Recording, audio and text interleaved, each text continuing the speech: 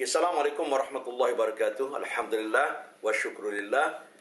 Syukur pada Allah Ta'ala kita dilanjutkan usia oleh Allah pada pagi ini, disihatkan tubuh badan kita, dapat kita bangun pagi ini, dapat kita nikmati udara yang Allah Ta'ala anugerahkan pada kita dengan percuma tanpa ada bayaran apa-apa. Kita sambung cerita tentang bulan Ramadan ini, tentang jiran. Alhamdulillah. Di antara hikmah supaya kita bersedekah pada bulan Ramadan, terutama sekali pada jiran-jiran kita. Maka hubungan kita dengan jiran, tuan-tuan bayangkan, Nabi pernah bersabda, memberitahu pada para sahabat yang mampunya, Jibril selalu memberi wasiat, memberi pesan padaku supaya menjaga jiran. Sehingga aku menganggap seolah-olah adakah jiran itu dapat menerima pusaka. Maknanya pentingnya jiran yang ada di kiri kanan kita, yang ada di depan rumah kita. Inilah orang pertama kali yang perlu kita bangun pagi jumpa, beri salam, Assalamualaikum, apa khabar, khabar baik. Kalau kita tak ada di rumah, mungkin dia tu tengok rumah kita. Kalau dia tak ada di rumah, kita juga tengok-tengok rumah dia, ya kan? Ini orang pertama yang kita jumpa saban hari. Jadi inilah kekuatan Islam. Oleh sebab itu Islam membahagikan jiran ini pada tiga. Satu, jiran ada tiga hak, iaitu jiran ni keluarga kita, kerabat kita. Jiran ni pula orang Islam, dan jiran ni pula hak jiran. Ada hak sebagai seorang Muslim, ada hak sebagai kerabat, ada hak sebagai seorang jiran. Okey. Ada jiran yang ada dua hak, iaitu dia sebagai Muslim dan sebagai jiran. Ada jiran punya satu hak, iaitu hak jiran. Walaupun hak jiran kena jaga. Jangan sakiti dia, jangan ganggu harta benda dia, hormati dia. Jangan sempitkan jalan ke rumahnya. Tanam pasu bunga, sempit jalan rumah jiran. Ada ke rumah jiran.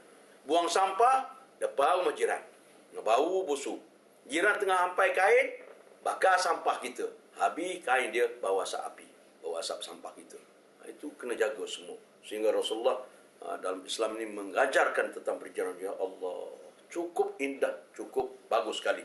Baik, kita lihat sebuah hadis Nabi sallallahu alaihi wasallam an Aisyah radhiyallahu anha qalat, qultu ya Rasulullah inna li jaraini fa ila ayyihima ahdi? Qala ila aqribihima minka baba, atau kama qala Rasulullah sallallahu alaihi wasallam, hadis riwayat Bukhari. Diriwayatkan daripada Aisyah radhiyallahu anha, katanya, aku bertanya kepada Rasulullah sallallahu alaihi wasallam tentang jiranku, yakni yang mana paling berhak diberi hadiah. Aku nak bagi pada siapa kalau bagi pemberian hadiah ni, pada jiran yang mana yang paling berhak? Rasulullah sallallahu alaihi wasallam memberi bimbingannya. Baginda jawab, jiran yang paling dekat pintu rumahnya kepada kamu. Mana jiran yang paling hampir dengan kamu, itu yang paling berhak mendapat hadiah, mendapat pemberian. Mana kita nak jaga. Sebab bulan Ramadan, kita nak bagi ke makanan, ke apa semua, jiran. Kan? Apalagi kalau jiran itu kita lihat memang perlu. Contoh yang paling mudah kita tahu, jiran sebelah rumah kita mengandung. Katakanlah, mengandung ni pelik. Kita pula bakar ayam, bau bakar ayam, mungkin dia tak tidur malam tu. Tak boleh tidur bukan apa, kerana Allah, kalau boleh makan sedapnya. Kita penuhi kehendak dia, walangkah gembiranya dia. Jiran kita mengandung, kita bawa balik buah mangga. Ya kan? Allah, tengok mangga dia. Hadiahkan. Dia yang paling berhak. Pasal dia yang paling dekat. Kata Nabi, jiran yang paling dekat dari rumah lah yang paling berhak di antara jiran lain. Lepas tu baru yang jauh. Wallahu a'lam bishawab. Itu jiran.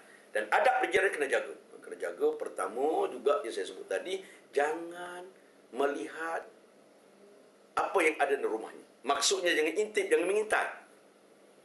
Ada orang suka intai rumah jiran, ada apa, dia beli apa, dia lemari dia macam mana. Tak payah. Kita kalau berkunjung rumah dia pun sekadar saja. Jangan mengganggu kehidupan dia dengan banyak soal. Tanya ini dapat kat mana apa semua, macam nak siasat, macam penyiasat buat kita. Tak payah. Sekadarnya saja. Mengambil kisah sekadarnya saja. Cuma kalau kita nampak dia tak sihat, kita tanya, tak sihat ke? Kalau perlu bantuan, kita hantar pergi klinik umpamanya dan sebagainya. Bantu dia, mana yang kita mampu bantu.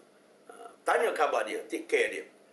Tapi jangan banyak ganggu. Kalau kita beli makanan, jangan lupa untuk hadiah pada dia. Kalau kita tidak mampu, segera masuk dalam rumah, jangan berhenti kat depan rumah lama-lama. Kalau anak kita makan, tak mampu nak bagi pada jiran, jangan suruh makan kat luar rumah, makan dalam rumah. Sebab anak jiran tengok kesianan jiran.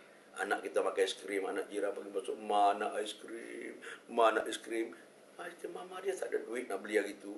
Kan susah tu, aiskrimnya jauh Jadi menangis anak tu kesian. Kalau kita mampu kita bagi.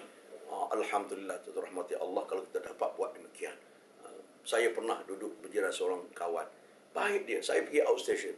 Dia nak buat jalan anak dia bawa anak saya sekali buat berjalan petang-petang naik kereta round. Rapat sampai sekarang kami rasa kami berhubung baik.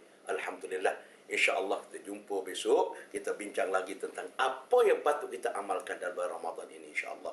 Billahi taufiq wal hidayah. Assalamualaikum warahmatullahi wabarakatuh.